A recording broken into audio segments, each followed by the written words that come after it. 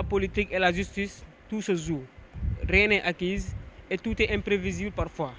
Aujourd'hui, lundi 13 décembre 2023, nous vous voilà avec Saïd Larifou, parmi les avocats d'Ousmane Sonko, également candidat à l'élection présidentielle aux Comores, son pays natal, après 2 participations, si je ne me trompe pas, M. Larifou. Bonjour M. Larifou, c'est un plaisir de vous retrouver encore une fois. Bonjour. Oui, bonjour. Merci pour cet honneur, cette opportunité que vous m'offrez de pouvoir prendre part avec vous sur une discussion qui porte, si j'ai bien compris, sur l'actualité sénégalaise, notamment l'actualité politico-judiciaire sénégalaise et puis l'actualité politique africaine et comorienne particulièrement. Voilà. Merci beaucoup, Maître. Nous allons parler, comme vous l'avez dit, de l'affaire délibérée du 14, de l'audience du 12 ainsi que des présidentielles aux Comores. Tout d'abord, êtes-vous optimiste pour l'intégration d'Ousmane Sonko sur les listes électorales? Bon, écoutez, moi je suis avocat. Je suis un combattant pour la démocratie, pour les libertés, pour l'état de droit. Le dossier de M. Ousmane Sonko, je parle au point de vue juridique, même au niveau politique également, c'est un dossier en béton.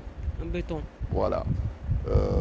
À partir de cette affirmation, je ne peux qu'être optimiste.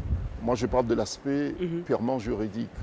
M. Ousmane Sonko remplit toutes les conditions juridiques requises et nécessaires pour figurer sur les listes électorales et se porter candidat à l'élection présidentielle ici au Sénégal. Donc à partir de là, moi je suis plus qu'optimiste en sa faveur. Bon, maintenant, ce dossier, et ça n'échappe à personne, ce dossier a une considération politique qui est peut-être même le moteur, le poumon même du dossier, et qu'on se sert de l'aspect juridique et puis des démarches juridiques pour dissimuler, pour cacher une volonté politique d'abattre, de tuer et d'anéantir et de mettre en difficulté politiquement un concurrent redoutable et dangereux pour certains. Merci beaucoup, Maître. Nous allons directement entamer la première question. Nous allons parler directement de l'audience. Avant de développer la décision du juge tant attendue pour demain, qu'est-ce qu'on pourrait retenir par rapport à l'audience, Maître Larifou? Bon, c'était une audience qui était très enrichissante. C'était une audience très technique, puisque les questions qui ont été soumises à l'appréciation du tribunal d'instance de Dakar, à la demande de la Cour suprême du Sénégal qui a censuré la décision de Ziguinchor, l'audience portait sur 3 points principaux. C'était de savoir si le juge de Ziguinchor a bien eu raison d'examiner la requête qui lui avait été soumise par M. Sonko. La Cour suprême en a décidé oui, par l'affirmative. Et puis hier, ce problème a été abordé, mais c'était juste pour confirmer que ce dossier de M. Ousmane Sonko, du moins la requête aux fins de réinscription de réintégrer M. Ousmane Sonko sur les listes électorales, relevait de la compétence du juge de Ziguinchor, en tout cas du juge d'instance. Ça, à mon avis, ça ne pose aucun problème. La deuxième question, et je pense que c'est la principale question qui a fait l'objet de cassation et puis de renvoi devant le tribunal d'instance de Dakar, c'était de se prononcer sur la déchéance ou non de M. Ousmane Sonko. Si M. Ousmane Sonko disposait encore du droit de saisir un tribunal pour contester sa radiation sur les listes électorales. Ça, c'était, à mon avis, le point principal qui a fait l'objet hier. Bon, donc, et le point a été débattu? C'est un point très technique dont les réponses, pour nous, reposent sur les textes en vigueur ici au Sénégal. 2 questions ont été soumises à l'appréciation du président. C'était de savoir si véritablement il y a eu une décision de radiation prise à l'encontre de M. Ousmane Sonko. Et si cette décision de radiation, si elle existait, était bien motivée. Ça, c'est le deuxième aspect. Et puis, troisième aspect, c'est de savoir si cette décision a été notifiée comme l'exigent les textes en vigueur ici au Sénégal. Bon, les réponses à ces 3 questions sont complètement négatives. Il n'y a pas de décision de radiation motivée prise à l'encontre de M. Ousmane Sonko. Ça, c'est au niveau de la décision elle-même. Et puis la notification n'a pas été faite. Tout le monde sait comment on notifie une décision ou bien un acte, puisqu'il s'agit d'un acte administratif. Mais nous parle d'un document qui a été transféré chez Ousmane Sonko, son domicile. Mais non, mais Ousmane Sonko n'habite pas son domicile, sa résidence, c'est pas chez lui. Sa résidence, c'est à la maison d'arrêt. Et bon, ceux qui ont par malice, par stratégie, ont estimé qu'il fallait notifier une décision de radiation à M. Ousmane Sonko à son domicile, alors qu'on sait que maintenant, M. Ousmane Sonko a comme résidence la maison d'arrêt. Bon, on sait pourquoi ils l'ont fait, c'est juste pour l'empêcher, comme ils l'ont fait dans d'autres procédures, l'empêcher d'exercer ses droits. Bon, tous les auxiliaires de justice, y compris les huissiers de justice, lorsqu'ils ont un acte à notifier ou bien à signifier à un détenu, ils savent comment procéder. Vous ne pouvez pas, même si vous êtes un huissier de justice, même si vous êtes un avocat, vous pointez à la maison d'arrêt, même pour rendre visite à votre propre client, sans avoir l'autorisation de vous y rendre. Donc son droit a été violé? Ben, son droit a été violé, ce n'est pas la première fois. Bon, donc l'huissier de justice qui prétendument habilité à notifier, à signifier à Ousmane Sonko un acte administratif aurait dû le faire comme il a sans doute dû le faire dans d'autres circonstances, demander l'autorisation d'aller le rendre visite. Et puis, s'il lui est impossible d'accéder à M. Ousmane Sonko, il y a le greffe de la maison d'arrêt qui est là. Le greffe de la maison d'arrêt est habilité à recevoir les actes et puis à le soumettre à la personne concernée. Cela n'a pas été fait et ce n'est pas de la faute de M. Ousmane Sonko. Vous voyez? Et c'est pour cette raison qu'hier, moi j'ai plaidé en disant que, écoutez, face à une injustice, ou bien face à une loi qui est injuste, le juge doit s'efforcer d'appliquer le droit et puis de se ranger du côté de la morale et puis de l'éthique. L'éthique dans cette affaire et le droit dans cette affaire voudrait que M. Ousmane Sonko soit réintégré sur les listes électorales. On parle de contumace. Mais la question du contumace a été également évoquée. La question de contumace a été évoquée et nous, on a soutenu les textes à l'appui, puisque nous, tout ce qu'on dit repose sur le texte. Le texte dit comme quoi, dès lors que la personne qui fait l'objet de contumace a été arrêtée, on ne dit pas arrêtée pour quelle cause, mais on dit que lorsque la personne est arrêtée, quel que soit le motif de son arrestation, la contumace est anéantie. Bon, donc, dès lors que la contumace est anéantie, M. Ousmane Sonko doit être réjugé à nouveau. Mais certains... C'est ce que dit le C'est ce que dit le texte. Bon, voilà. Et bon, maintenant, il y a certains qui ont fait le pari et qui se sont engagés à ce que M. Ousmane Sonko ne soit pas président, candidat, encore moins président du Sénégal. Donc, à partir de là, ils vont faire des interprétations complètement farfelues pour empêcher à ce que M. Ousmane Sonko ne soit pas effectivement candidat à l'élection présidentielle.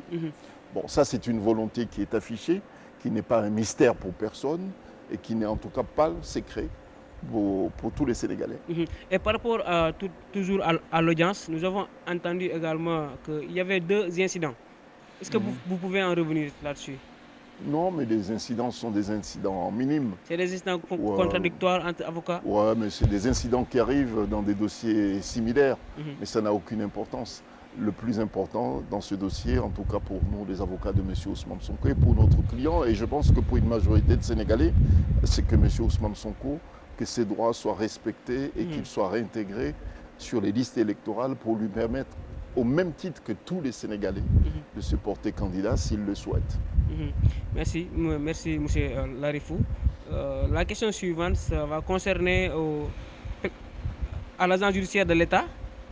Quels ont été les motifs avancés justifiant la radiation d'Ousmane Sonko de la part de l'agence judiciaire de l'État?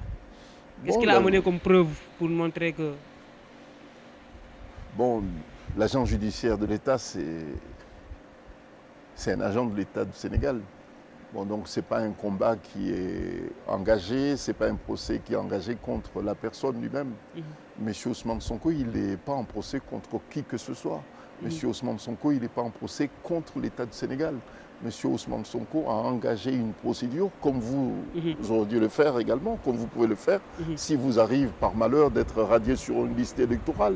n'importe quel citoyen sénégalais, s'il se trouve privé de ce droit, c'est tout à fait normal qu'il engage une procédure pour être réintégré dans ce droit. Donc M. Ousmane Sonko, il n'a pas engagé une procédure contre qui que ce soit.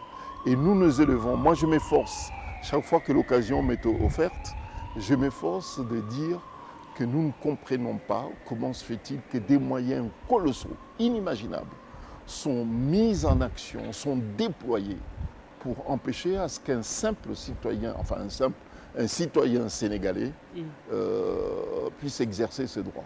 C'est inimaginable. C'est comme si on est en face d'un homme dangereux, alors qu'il s'agit d'un citoyen sénégalais. C'est l'image qu'ils nous ont donnée d'Ousmane Sonko.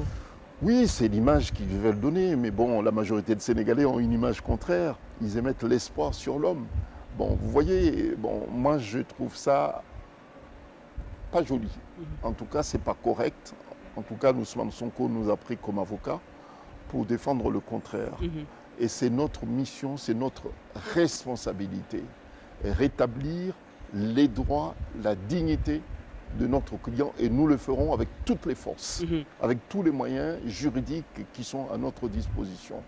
Bon, l'agent judiciaire de l'État est venu hier pour expliquer le bien fondé de la décision portant en radiation de M.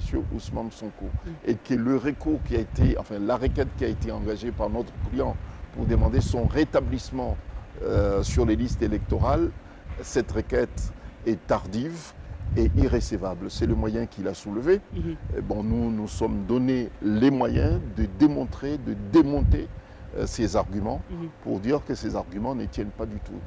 Voilà. Également, une autre question a été soulevée de la part de l'agent judiciaire de l'État. On parle qu'il ne disposait pas d'un mandat légal pour être présent, pour représenter par exemple l'État du Sénégal. Oui. Il n'avait pas un mandat. Non, il a un mandat pour représenter l'État du Sénégal. Mais la légalité, oui. Voilà, il a le mandat pour représenter l'État du Sénégal puisqu'il est juridiquement et légalement désigné agent judiciaire de l'État du Sénégal. Donc à partir de là, il est habilité à représenter l'État du Sénégal. Mais dans cette procédure, nous estimons qu'il s'agit d'une procédure qui porte sur un point précis, sur l'éligibilité ou non d'un candidat. La possibilité pour un Sénégalais d'être présent sur une liste électorale. À partir de là, nous avons estimé que sa présence dans la procédure, dans cette procédure, on ne parle pas dans les autres procédures, mais dans cette procédure, nous paraissait inapproprié, voire même injustifié. Bon, voilà l'argument que nous avons soulevé. Parce que nous estimons tout simplement que nous ne voyons pas en quoi la présence de M. Ousmane Sonko sur les listes électorales porte atteinte à l'État du Sénégal, aux intérêts de l'État du Sénégal. C'est la question que nous avons soulevée, et eux, ils pensent le contraire.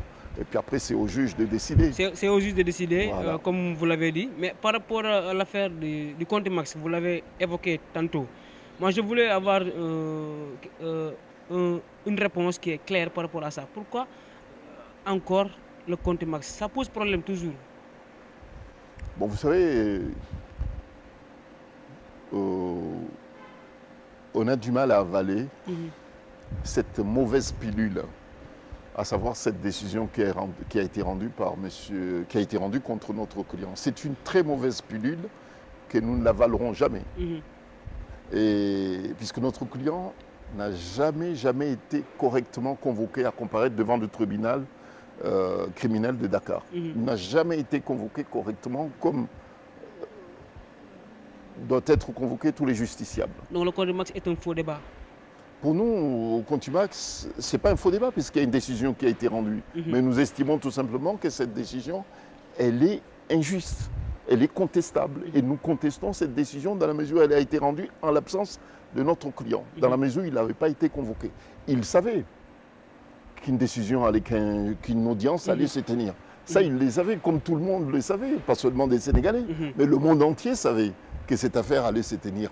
Mais notre client n'a pas été correctement convoqué, n'a pas été correctement cité, comme la décision de radiation ne lui a pas été correctement, enfin, ne lui a même pas été signifiée. C'est pareil. Il n'y avait pas un document qui... Chaque fois qu'il est question de M. Ousmane Sonko, de le convoquer devant une juridiction ou bien une instance pour faire valoir ses droits, on trouve toujours une manière de passer outre les procédures prévues au profit de tout le monde pour le mettre en difficulté.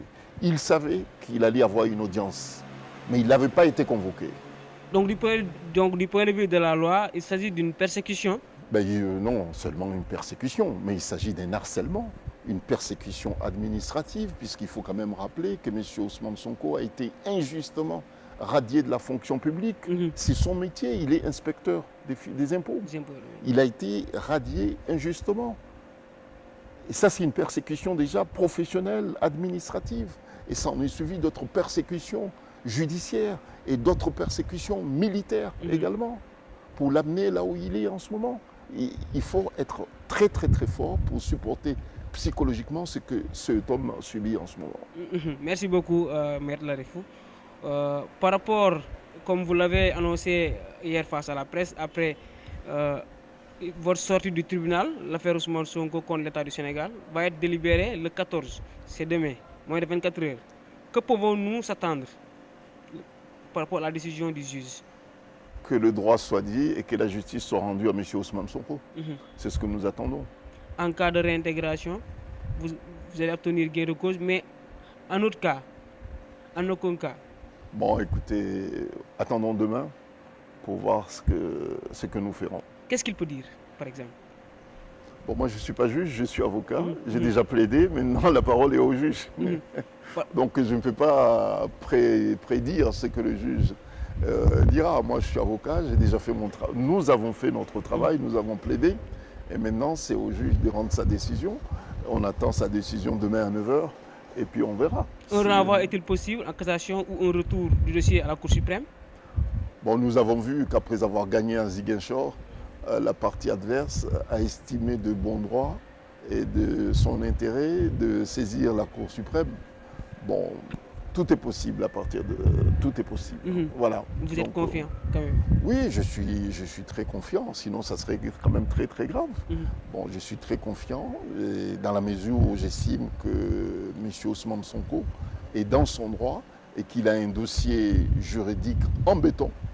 Donc à partir de là, j'ai aucune raison de ne pas être optimiste et de ne pas être combatif dans l'intérêt de notre client. Et en cas de réintégration d'Ousmane Sonko sur la liste électorale, cette décision va permettre à ces militants ou ceux qui sont proches du point de vue de la politique d'aller à la DGE ou à la Sénat pour récupérer la fiche de parrainage. Donc, sur ce, nous avons vu également la CEDEAO qui a sorti un communiqué alertant l'État du Sénégal de ce côté pour dire qu'il ne devrait pas changer la directive au niveau de la Sénat. Comment vous trouvez cette réaction du côté de la CEDEAO? Bon, moi, c'est difficile de juger une décision, une prise de position d'une organisation juridictionnelle sous-régionale. C'est très très difficile, mais il arrive à la CEDEAO quelquefois de déraper et puis de prendre des décisions qui sont complètement déconnectées par rapport aux réalités des pays membres de l'organisation sous-régionale. Bon, donc moi j'ai une expérience, nous avons une expérience par rapport à la décision de Ziguinchor. Il y a un agent de l'État qui s'est permis ouvertement et publiquement de se rebeller contre une décision judiciaire. Bon, Ousmane Sonko aurait dû récupérer, comme l'ont fait les autres candidats, ses fiches de parrainage, mais il y a un agent de l'État sénégal qui s'est permis de mépriser une décision judiciaire pour dire qu'il ne s'exécutera pas. Parce qu'il y a une voie de recours qui va être exercée alors que tout le monde savait que la décision de Ziguinchor était une décision exécutoire. Donc la décision de la CEDEAO a été annoncée également, a été un débat au niveau de l'audience par rapport à l'intégration de Ousmane Sonko. Oui, mais bon, c'est des gens, des confrères qui étaient hors sujet, complètement hors sujet. La question qui était posée hier, soumise au tribunal, ce n'était pas la décision de la CEDEAO, mais c'était une question de la Cour suprême. C'est une décision de la Cour suprême qui a estimé pouvoir renvoyer l'examen du dossier de M. Ousmane Sonko devant le tribunal d'instance. Donc il n'était même pas question de la CEDEAO. Donc ceux qui ont estimé trouver des Ils arguments... n'ont pas basé sur la décision de la CEDEAO. Mais ils ont fait référence. Ils ont fait référence. Bon, ceux qui ont estimé qu'il fallait faire référence à la décision de la CEDEAO pour plaider le dossier renvoyé devant le tribunal d'instance étaient complètement hors sujet puisque ce n'était pas la question du tout. Merci beaucoup, Maître Larifou. Pour vous rappeler, nous sommes avec Maître Larifou, membre du pôle avocat de M. Ousmane Sonko, également avocat franco-comorien, également, je dirais tantôt, candidat à la présidentielle à Comores, après 2 participations. Maître, du point de vue de la politique, on nous parle ceci. C'était l'audience de la dernière séance pour votre client, hier. Non, Pourquoi? il se trompe puisque Ousmane Sonko, c'est un homme politique, très engagé politiquement. La vie d'un homme politique ne s'arrête pas par rapport à une échéance électorale. Du moins, un vrai homme politique. Je ne parle pas des opportunistes, hein. Je parle d'un vrai homme politique comme Ousmane Sonko. Sa vie politique ne s'arrête pas par rapport à une échéance électorale. C'est tout un processus. Il est engagé dans un processus qui est sans doute très long, et très long. Et il a des combattants avec lui, des vrais militants qui sont avec lui, et non pas des opportunistes. Bon, donc il ne faut pas analyser la vie, l'engagement d'un homme politique, d'un vrai leader panafricain. Donc il a l'avenir. Bon, il a l'avenir, non seulement le sien, mais l'avenir de tout un pays, de tout un continent, qui est sous l'influence de sa vision, de son engagement.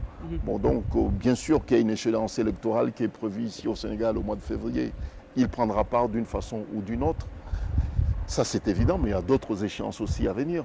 Et sa part, et sa vision, et sa prise de parole est importante pour le Sénégal, mais importante aussi pour l'Afrique.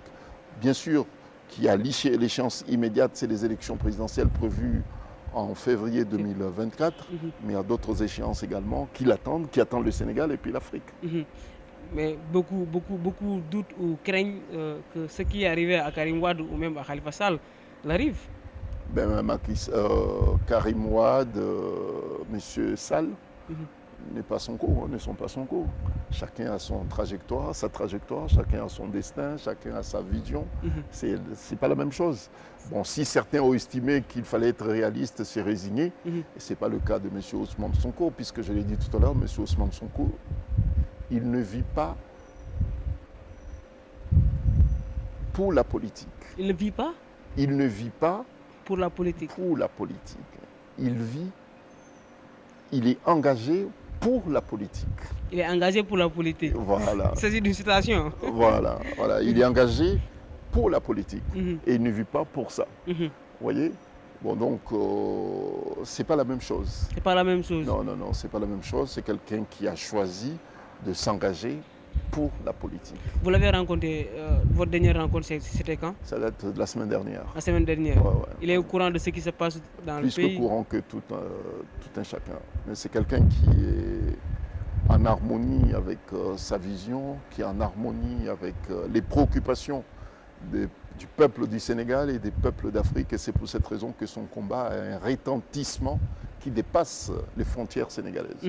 Voilà. Merci beaucoup, Maître Larifou. On va fermer cet angle d'Ousmane Sonko et on va attaquer directement la question concernant votre confrère qui est avocat au barreau de Paris, également au barreau de Dakar, Maître Moussa Diop, qui a cité, qui a montré des documents et qui a accusé, je dirais, le président de la République, également son ex-ministre Aly Ngouille Ndiaye. Il est en garde à vue. Quelle appréciation allez-vous faire dans ce dossier? Écoutez, moi, je ne suis pas un homme qui connaît tout. Oui, ça c'est vrai. Mais en tant qu'avocat, il est votre confrère. Oui, bon, je suis pas un homme qui connaît tout. Donc, je ne m'hasarderai pas à aborder un dossier que je ne connais pas du tout. J'ai lu la presse, j'ai suivi la déclaration de mon confrère. Bon, je suis en train d'analyser, j'apprends des faits, L'information, pour moi, il s'agit d'une information. Mais je ne connais pas du tout ce dossier, donc je ne peux pas me permettre d'aller au fond d'un dossier que je ne connais pas. S'agissant d'un confrère qui est pris dans la tourmente judiciaire, je ne peux que lui exprimer ma solidarité en tant que confrère. Et voilà, ma compassion par rapport à ce qu'il vit en ce moment, puisque j'ai appris qu'il est en garde à vue. Bon, donc je ne peux que lui exprimer ma compassion et puis ma solidarité confraternelle. Il n'est pas protégé par son immunité? Je ne sais pas, je ne vais pas me prononcer là-dessus. Par exemple, si un avocat a des problèmes avec la justice, par exemple. Non, nous on ne bénéficie pas d'une immunité. On bénéficie d'une immunité de parole lorsqu'on plaide, lorsqu'on est dans un dossier. Bon, donc, mais je ne sais pas dans quel cadre il est intervenu. Donc, c'est pour cette raison que dans ce dossier, autant je peux exprimer ma compassion, ma solidarité, puisqu'il s'agit avant tout d'un confrère qui est dans la tourmente, lui exprimer toute ma solidarité confraternelle. Mais je ne peux pas aller au-delà pour l'instant, puisque je ne connais pas le dossier, et puis je ne suis pas habilité à me prononcer sur ce dossier. Merci beaucoup. Nous allons parler directement du Comore, votre pays natal, parce que vous réveillez et je vous parle du Comore, ça va faire un peu du bien, parce que c'est votre pays. Vous êtes candidat lors des prochaines joutes électorales présidentielles. Également, vous êtes en exil ici au Sénégal. Comment vous préparez votre retour? Bon, j'ai déjà été candidat aux élections présidentielles. J'étais 2 fois au 2e tour. Je suis candidat aux prochaines élections régulières, démocratiques, transparentes et non pas candidat à une mascarade électorale. Élection démocratique. Oui, voilà. Bon, puisque si je suis en exil, non pas ici au Sénégal, mais je suis en exil à l'étranger. Bon, au Sénégal, dans la mesure où je suis au Sénégal, donc là, c'est pour cette raison que votre terme paraît effectivement justifié. Et ce qui est sûr, c'est que je suis en exil. Je ne suis pas chez moi et ce n'est pas de ma volonté. Mais c'est chez vous. Mais je suis chez moi, ici au Sénégal, effectivement. Et je remercie mes frères et sœurs, le peuple sénégalais, de l'accueil qui m'est réservé, puisque j'ai la chance, ça il faut quand même le reconnaître, j'ai la chance d'être très bien accueilli. Et je suis très reconnaissant par l'accueil qui m'est réservé partout où je passe. Donc je suis très touché et c'est pour cette raison que chaque fois que je suis amené à prendre la parole, lorsqu'il s'agit des problèmes, surtout dans ce domaine juridique et judiciaire, j'essaie d'être le plus courtois mais ferme.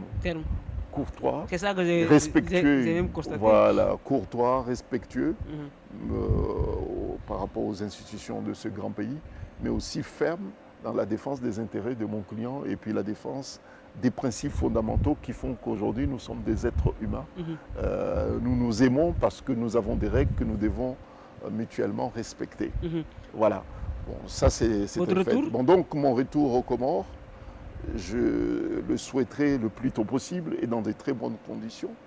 Et si je ne suis pas aux Comores aujourd'hui, alors qu'Azali Assoumani, le président de l'Union des Comores et de l'Union africaine, puisqu'il est candidat à sa propre succession, si je ne suis pas présent aux Comores et si je ne prends pas part aux échéances qu'il prévoit d'organiser au mois de janvier prochain, donc le 14 janvier. 14 janvier. Donc dans un mois, vous allez retourner? Dans un mois, si je ne suis pas aux Comores en ce moment, en pleine période de pré-campagne électorale, c'est parce que j'estime que les conditions de la tenue des élections normales, transparentes, ne sont pas réunies. On risque, et je ne le souhaite pas pour mon pays et pour mes compatriotes, on risque de se retrouver dans le même scénario que nous avons vécu en 2019, le 24 mars 2019, lorsqu'Azali a fait un hold-up électoral. Ceux qui étaient candidats comme moi, qui se sont mobilisés le lendemain de ce hold-up électoral pour condamner ceux-là, il y a certains qui ont été blessés et d'autres qui ont été emprisonnés. Il y a même des gens qui ont été tués. Moi, j'ai eu la chance de recevoir une balle en caoutchouc dans ma cuisse gauche. C'est bon, je veux dire par rapport aux autres qui sont décédés, par rapport à d'autres qui sont en prison. C'était lors des manifestations? C'est lors de la marche pacifique. Bon, donc, j'ai subi sur place une intervention chirurgicale et puis le lendemain, j'étais évacué en France pour des soins complémentaires. Bon, donc, il faut rendre grâce à Dieu. Lorsqu'il vous arrive des événements comme ça, et que vous survivez, il faut rendre grâce à Dieu et le remercier, puisqu'il y a d'autres qui auraient bien voulu être là comme nous, mais qui ne sont pas là.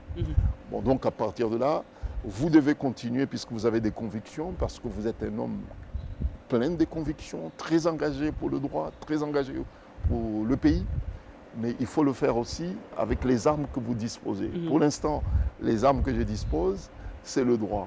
C'est le fait de sensibiliser partout pour dire que, écoutez, nous voulons des élections au Comores, mais pas une mascarade. Il y a certains parmi nous, des candidats de l'opposition, qui se sont portés candidats. Leurs candidatures ont été retenues par la Cour suprême des Comores. Tant mieux pour Le candidat. il faut, à mon avis, même si nous, qui n'allons pas se présenter, qui ne sont pas candidats à ces élections, estimons que les conditions ne sont pas réunies, mais dans la mesure où nous avons certains de nos amis qui sont candidats, il faut voir dans quelles conditions nous pourrons les aider. Donc vous êtes prêt à retourner pour aider l'opposition quand même? En tout cas, je suis disposé, et l'opposition, les membres de l'opposition qui sont candidats à ces élections le savent, ma disponibilité à apporter ma contribution pour mettre en échec Azali aux prochaines échéances électorales.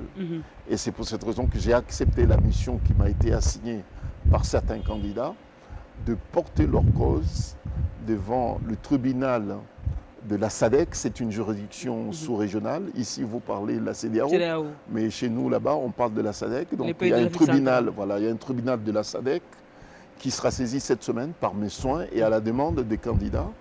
Et puis la Cour africaine des droits de l'homme également, et des citoyens et des droits de l'homme, sera saisie cette semaine également des différentes requêtes pour signaler déjà des violations graves et caractérisées de la Constitution de l'Union des Comores et puis de la loi électorale et puis des instruments de droit internationaux en matière de la gouvernance électorale qui sont déjà en cours de violation par Azali.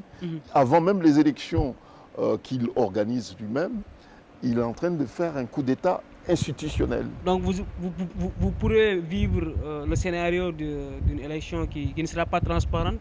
Mais on est en train de le vivre déjà parce que à moins de 40 jours de la date prévue pour tenir ces échéances, Azali a changé la présidente de la Chambre constitutionnelle et électorale de la Cour suprême. Il l'a licencié pour désigner un autre juge, un autre président.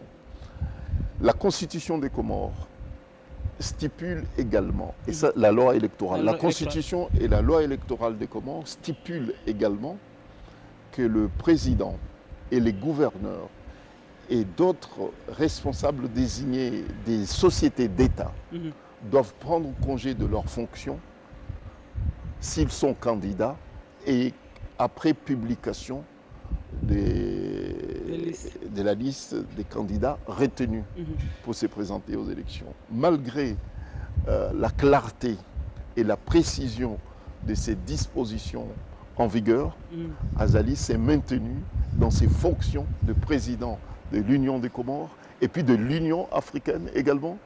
Donc il y a une violation des il y a plus qu'une violation de la loi. Comme partout en Afrique. Mais il n'y a pas qu'une violation, il y a un coup d'État institutionnel. Donc ça, il faut dire les choses clairement. Ce qui paraît choquant, puisqu'il faut dire les choses clairement, ce qui paraît choquant, c'est que dans les forums internationaux, dans les conférences internationales, en présence des chefs d'État, Azali Assoumani, en sa qualité de président de l'Union africaine, condamne les changements anticonstitutionnels des régimes politiques en Afrique. Et il condamne aussi le tripotage institutionnel des pouvoirs en place pour se maintenir. Officiellement, devant les caméras du monde entier, il dit des choses et dans la pratique, il fait le contraire. Il est à son troisième mandat. Il est dans son troisième mandat. Il fait quatrième mandat. Puisqu'il est arrivé au pouvoir, par un coup d'État militaire, n'est-ce pas? Il s'est maintenu cette fois comme civil au pouvoir par des élections truquées. Et puis il est revenu au pouvoir dans des conditions très douteuses, mais les Comoriens ont dit que, écoutez, dans l'intérêt du pays, laissons-le faire, puisqu'il s'est peut-être assagi. Vous voyez, c'est le terme qui a été employé. Il s'est peut-être assagi, donc laisse-le faire. Et les Comoriens l'ont laissé faire. Et là, c'est vraiment la situation pire que les Comores n'ont jamais vécu depuis l'indépendance. Un message à la population comorienne? Bon, le message à la population comorienne, c'est de dire tout simplement que le 14, si les élections se tiennent le 14 janvier prochain, mobilisez-vous. Mobilisez-vous pour voter massivement en faveur du candidat de l'opposition qui est très très très bien placé, qui est dans une dynamique de faire gagner, non pas sa candidature, mais de faire gagner le pays, les Comores. C'est l'opportunité immédiate que nous disposons pour faire partir Azali dans des conditions démocratiques. Nous devons nous servir des échéances électorales prévues le 14 janvier prochain pour le faire partir démocratiquement. Si on examine toutes les régions des Comores, toutes les régions, Azali n'aura aucune majorité dans aucune des régions des Comores. Donc objectivement, il n'a aucune raison d'espérer gagner ces élections. Aucune raison objective. Et c'est pour cette raison que nous qui estimons hier ne pas pouvoir se porter candidat, puisqu'effectivement nous avons des raisons objectives de ne pas se porter candidat, Donc mais il y a certains candidats de l'opposition qui se présentent à ces élections avec une détermination, une sincérité qui ne souffre d'aucune contestation, d'aucun doute, qui réunissent les conditions objectives pour le faire partir. Donc nous devons l'aider pour faire partir Azali. Et c'est pour cette raison que j'appelle mes militants, mes sympathisants à se mobiliser pour faire gagner l'opposition le 14 janvier prochain. C'est une opportunité que vous me donnez, mais j'aurai l'occasion, avant l'ouverture de la campagne électorale, de m'adresser à mes compatriotes par rapport à ces échéances à venir. Merci, Maître, d'apporter des éclaircissements par rapport à votre pays, par rapport à la politique aux Comores qui s'identifie avec d'autres situations politiques en Afrique. Également, il n'y a pas longtemps qu'on a célébré la journée pour les droits de l'homme. Nous avons vu les chefs de l'État ont été invités, y compris notre chef de l'État Macky Sall a été invité à Genève à la célébration du 75e anniversaire de la Déclaration universelle des droits de l'homme. On nous parle de droits de l'homme. Ici au Sénégal, nous avons constaté qu'il y a beaucoup de personnes qui ont été arrêtées, des détenus politiques. Est-ce cohérent de parler de droits de l'homme en Afrique, d'une manière générale? Bon, et c'est vrai qu'il y a une épidémie qui frappe tous les pays africains, du moins de nombreux pays africains, qui souffrent en ce moment d'une épidémie qui s'appelle un cancer dictatorial. C'est un cancer qui frappe tous les pays africains, la dictature. Bon, voir les chefs d'État africains convoqués à Genève pour célébrer l'anniversaire des droits de l'homme, bon, je trouve que c'est une bonne chose, puisque au moins leur présence sur ces lieux symboliques va leur servir peut-être des leçons. Mais tout le monde sait, avec des éléments objectifs à l'appui, quels sont les pays africains qui en ce moment sont des cancres en matière de démocratie. C'est des cancres. On citait le Sénégal. Bon, le Sénégal qui figurait parmi les pays modèles en Afrique a vu son image dégradée. Ce n'est pas moi qui le dis, mais moi je lis et je constate. Il y a des rapports qui ont été établis. Ce ne sont pas des rapports établis par PASTEF. Récemment. C'est des rapports qui ne sont pas établis ni par Ousmane Sonko ni par PASTEF, mais c'est des rapports qui ont été rédigés, établis par des organismes internationaux spécialisés en matière de droits de l'homme. Et ces rapports ne sont pas jolis. Ils sont très, très, très critiques par rapport à ce qui s'est passé au Sénégal, puisqu'il faut quand même dire une chose. Là, en ce moment, il y a pas moins de 1000 personnes qui sont quand même en prison pour des raisons politiques. Ce qui est, semble-t-il, puisque je ne connais pas tout sur le Sénégal, loin de là, puisqu'il faut être modeste, mais selon des dires... Selon les chiffres même. Voilà, selon les chiffres, selon les dires, ceux qui connaissent bien ce pays, il paraît que c'est la première fois qu'il y a autant de prisonniers politiques en moins de temps. Bon, ça c'est déjà une première chose. Et puis, deuxième chose, c'est qu'il y a quand même, il y a eu des morts. Il y a eu des morts, il y a des blessés. Mhm. Et ces morts et ces blessés, c'est quand même survenu dans des circonstances politiques. Mhm. Ça aussi, c'est pas bon. Le fait d'être reçu sur le lieu, moi je trouve que c'est une bonne chose, puisqu'au moins, ça lui permettra de s'imprégner des exigences internationales et tout. Mais toujours est-il que les rapports sont là. Et il y a une dégradation. Je pense même que le pays figurait comme membre de la Commission des droits de l'homme, et ce n'est plus le cas. Le Sénégal. Ouais, Donc, que pourraient être les conséquences de ce recul démocratique? Bon, les conséquences, c'est qu'il va y avoir une prise de Du position. point de vue international par rapport. Non, mais il y a une fin de cycle. Je pense que ça va pousser certains à prendre conscience de la nécessité de se reprendre pour faire gagner le pays, regagner le pays en termes d'image, etc. Mais moi, ça, je n'ai pas de doute, puisque c'est quand même un grand pays qui a su toujours surmonter des épreuves pour se distinguer par rapport à d'autres. Bon, donc, je dirais que c'est conjoncturel. Espérons que la situation sera maîtrisée et que le pays retrouvera son élan. Ok. On tend également vers les présidentielles à 2 mois des présidentielles de 2024. Y a-t-il des enjeux économiques là-dessus, sur les élections en Afrique? Bon, moi, je ne peux pas me prononcer sur les échéances elles-mêmes. D'une manière générale? Oui, bon, de manière générale, il y aura un impact sur l'Afrique, sur les élections, les élections, que ce soit les élections, que ce soit d'autres événements qui touchent le Sénégal, a toujours un impact sur l'Afrique, puisque c'est un pays inspirant. C'est un pays sur lequel de nombreux Africains s'inspirent pour pouvoir effectivement aller de l'avant. Bon, il est incontestable que ce qui se passe en ce moment au Sénégal impacte aussi la prise de conscience des forces vives africaines. Et les élections qui auront lieu aussi ici auront un impact. Nous osons espérer. En tout cas, nous serons très attentifs. Moi, je suis un acteur politique africain. Et donc, je ne serai pas indifférent par rapport à ce qui va se passer ici, indépendamment de mon engagement comme avocat en faveur de mon client, M. Ousmane Sonko. Mais je ne serai pas indifférent. Je suis même tenté de dire que je serai très actif par rapport à ce qui va se passer ici, puisque je suis panafricain. Et je ne serai pas indifférent, je serai très actif comme panafricain par rapport aux échéances électorales au Sénégal. La CEDEAO doit être... comment elle doit se comporter? La CEDEAO? Oui. Bon, il faut que la CEDEAO se mette aussi au niveau des aspirations des peuples de la sous-région.